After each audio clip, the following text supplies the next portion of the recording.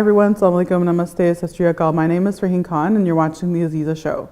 This week we're actually going to be speaking about a topic that's actually quite difficult and a little intense to talk about, but is in my opinion very important to speak about, which is FGM. And so with me is our guest, Jacobet, Edith, Wambayi. Thank you so much for being here. Thank you very much. Great. So Jacobet, one of the questions that comes to mind is that this is something that we've heard about. I know, when I was working at the women's shelters and the rape crisis centers and things, we hear about this, but we don't really know. I don't think generally people know a lot about what FGM is. So maybe you can start with telling us about who you are and what you do. Mm-hmm. So my name is, as you heard, Jacobet Edith Wambayi, and I'm Executive Director of Uzima Women Relief Group International. Uzima is a Kiswahili word. Kiswahili is a language spoken in Eastern Africa. Mm-hmm. And it means wellness. So we deal with wellness of women, and then of course families and communities at large. So what we do mostly under Uzima is to empower women all around, focusing mostly on health issues, economic issues, and human rights issues. So the problem of female genital mutilation cuts across those sectors, and it's a major problem, although it's not very much known in Canada or talked of widely in Canada.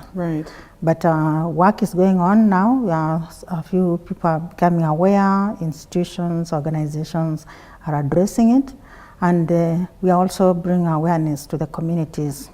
So FGM, female genital mutilation, and they say the correct word now is cutting.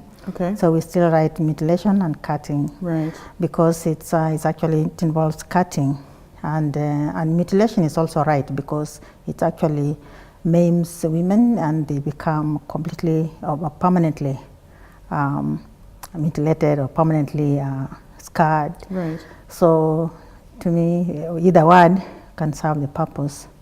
So that's what we do here mostly in Canada and as well internationally, because we are an international organization. We have an international mandate, so we reach out to especially poorer countries. And FGM is practiced mostly in Africa, South Asia, and Middle East. And there are many countries in those regions, and all of them are actually represented in Canada. So it's a Canadian problem. It is a Canadian problem, exactly. So thank you for saying that. Because I think, as you said, that it's true. A lot of people don't really know about it. We don't talk about it as much, but it's really great that you're, doing some of this work along with others to really bring the awareness. So what for those who don't really know what that means, what does FGM actually mean, and what does it look like? What it means is actually that parts of a woman's or female genital area, reproductive area, the outside is cut in different ways. So there are four major ways. One is really seriously cutting, from that to just a minor touch or a minor cut, which symbolizes something. So but why would they do that? I guess that's the question. What is the thinking behind it? It's mostly a cultural practice. So like we have many cultural practices, and as communities we just follow loyally. So this has happened it happens in many countries. It is in many cultures. It's embedded in the cultures, and that's why it's a bit difficult to get to the roots of it and change or stop it. So it is done, from what I've heard or what we read about, is done for reasons of preserving the girl child, or preserving a woman, so that she keeps her virginity, she remains, she's not promiscuous, and that when she's actually meant not to enjoy sex. Because if they enjoy sex and then they happen to have it before marriage, then it's presumed that they'll be promiscuous. Right. And therefore they lose their dignity, they lose their face in the community, So their families can right, so ostracize them, and so it's connected to like family honor and respect and stuff. Yes, and in some communities it's also done, they claim it's for religious reasons. So I'm not quite sure of the basis for that, but some believe it's a religious thing because it touches on chastity, purity, preserving sex until marriage. Right. Yes. But unfortunately, what they don't realize is that, and especially in circumstances where it is compared to male circumcision, which is also cutting, male circumcision does not maim the sexual organ. Right. If anything, it makes it more sensitive for the man to enjoy sex. Unfortunately, for the women's cutting, it actually removes the most severe form, removes the sensitive part that makes a woman enjoy sex. Right. But what are the health implications of all of this? I don't think people realize that as well, right? Like, I mean, do people survive this? Like, do all of the people who have to deal with FGM, are they surviving? Not all survive. There are few deaths because a few deaths that result from like severe bleeding. Right. Because in most cases, when it's done, or when it was done in the rural areas or outside the hospital. Okay. So most of the people experience side effects. They may have infections because it's not done under hygienic conditions. Right. And then, like when it results in bleeding that can't be controlled, then the people die. And another unfortunate thing is that it's done at a very early age. How early? So sometimes even from birth in some cultures, when a baby is born, then it's done to them. Then they may not know what it is, they just hear about it. And for the children who can know, they'll hear about it, but they'll not understand the implications. Right. Yeah, like those serious health implications. The psychological trauma that the survivors live with is very serious. It affects them even mentally because of the stress caused and even depression. And then the clinical aspects where people cannot, when people have difficulties giving birth, because in the case where, for example, the vagina opening is sewn tightly, it has to be cut open to give birth, and then sometimes cut back again, closed. So you can imagine if somebody's having 10 children. Oh, that's just terrible. I can't even. Yeah, so it's that bad. So all those, the other complications involving the urinary system, and so it's a traumatic experience. Yeah. All the people we have spoken to who are survivors, none of them supports it, and they would wish that this awareness is done, so that the practice stops. Right. Well, I hope it does. I mean, yeah, it's just so. Well, thank you for all that you're doing about it. I mean, I can only imagine how difficult it must be to meet people who are, constantly, who've survived it or who are still dealing with it, right? Because I mean, they're survivors means that they still have to live with that pain for their life. Yes. So what inspired you to get into this? First of all, I have a background in health sciences. Right. And then when we formed Uzima, we said we're going to empower women. And so all the work that we do revolves around the women's health. Right. And the determinants of health. Right. The social determinants of health are very severe, which include poverty, economic status, illiteracy, and then practices like these ones, social practices that expose women to risk of infections, risk of rejection.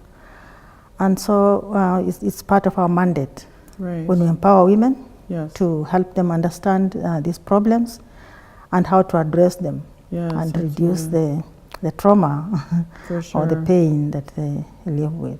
Absolutely. Well, I will take a quick break and then we'll be back Okay, we'll be back right after this.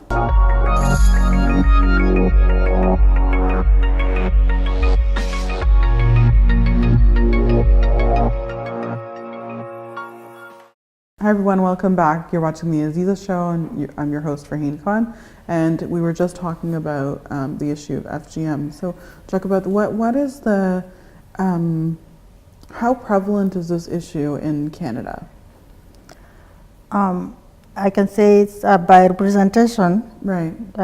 Many people from the countries that I mentioned, Africa, Middle East and Asia, they are dispersed everywhere in Canada. Right. So you'll find a representation, especially in the major cities, Yes. in the major provinces, of people from these countries. But most of them had it done in the home country before immigration. Yes. Okay. Yes. It is speculated that it is happening here secretly because people now know that it's illegal. We have a law, an act that restrains, prohibits the practice in Canada. Right. Okay. So it's illegal. So whoever is practicing it must be doing it in hiding. Right. So it's suspected only. We haven't had concrete evidence about that. But there's just one community called Boran from South Asia Okay. that lives somewhere in Ontario, Right. where they practice it. Where they do. So we have practice had, somebody has done a study on that, on them, Really? Okay. and they found a few people who have had it done to them while in Canada. Really? But it's illegal, yes. Right. Otherwise, other cases may be people hiding. Some communities are known to take the children back home in their home countries, Right. have it done there, and then they bring them back. Okay. So it is an area that's delicate, and we are all trying hard to work on how we can identify these people Right. and let them know the seriousness of this, especially the harm that these women have to live with. Right. After that, given that the girls are young and they don't make a decision, sometimes it's the parents making the decision, Right. or a relative, or the community. And when they are mature, they can't do anything about it. It's permanent It's too damage. late, exactly. Yes. Yeah. Wow. So, what can you give us maybe some examples of people you've met, or I mean, of course we wouldn't share their names for their own safety, but Yeah, we don't share names, but the cases are fairly similar or related. So we've talked to people have come to us, especially when we were doing the study. Some of the people we talked to Right. have had to escape or leave their marriage, leave their husbands and escape and immigrate to Canada, especially to prevent their daughters from going through Right. it. Yes. So they just talk of the experiences they have, how they had to hide their children, Right. and finally find a way here, and they continue to protect the children in case the community gets to them. So when we talk to them, depending on the situation and how serious, if people can break down, need support. Yes. So we are always prepared to give that support. We have social workers, we have counselors that we work with, and where we cannot provide the support needed, we do referral. Right. We take them to the appropriate facilities to get the help they need. And are there, sorry, and this is my ignorance because I'm not familiar, so I'm going to ask you this. You know, for those women who are dealing with it, especially the ones that have gotten the severe, stitching and stuff like that, are there ways to undo that so that the women have a little more, are healthier or can be, in less pain than where they are? I think some try, or as part of the treatment they get, like during childbirth, Right. they may decide to, if there's any way to have like just cosmetic restoration. Right, just to be able to ease some of the pain. But then there are complications with that, the expenses involved. Right. You know, and so things like that aren't covered under, you know. They may not be covered because it may be easily seen as cosmetic. As opposed to what it actually is, right? It's easing somebody's pain. Right? Yes, yes. Okay. Wow. So what kind of work are you doing in terms of educating people? I know you mentioned a report. Maybe you can talk to us a little bit about that, and what else as an organization or as an individual you're doing to challenge or try to deal with this issue? We continue to do research, research more information, more issues by talking to women when there's funding to do research. But we also get funding to do workshops. It's the awareness piece. Okay. So we hold community workshops and talk to people, spread the awareness. We did the report. We circulate the fact sheets or the summary of the results we got. And we were able to have them translated into several languages, ethnic languages. Swahili being one of them, Somali, and so on, and then French. So the message is reaching a wide audience, both men and women. So we involve community leaders some who are men. We involve service providers. Some of them who are men, some of them who are not from those countries where FGM is practiced. And there's a lot of education to be done around that because as the issue is fairly new to most Canadians, including service providers. So there are some service providers, including even primary healthcare practitioners who are not aware of the issue, may not know how to identify the issue and diagnose the woman properly. And so some people have complained that they are not handled well by service providers, and it makes them scared that they don't go back, may not go back to the same service provider. And hence they miss out on the healthcare that they need. Because people are familiar. Yes, that unfamiliarity with the whole issue and plus the cultural aspects of it, which need maybe sensitization of service providers and communities to understand what this is and to give the maximum support to survivors. So that's the main message, and just reminding people that it's illegal in Canada, and we all have a duty to report. If you know anybody who's practicing it, you need to report them so that the practice can stop. And where would they go to report something like that?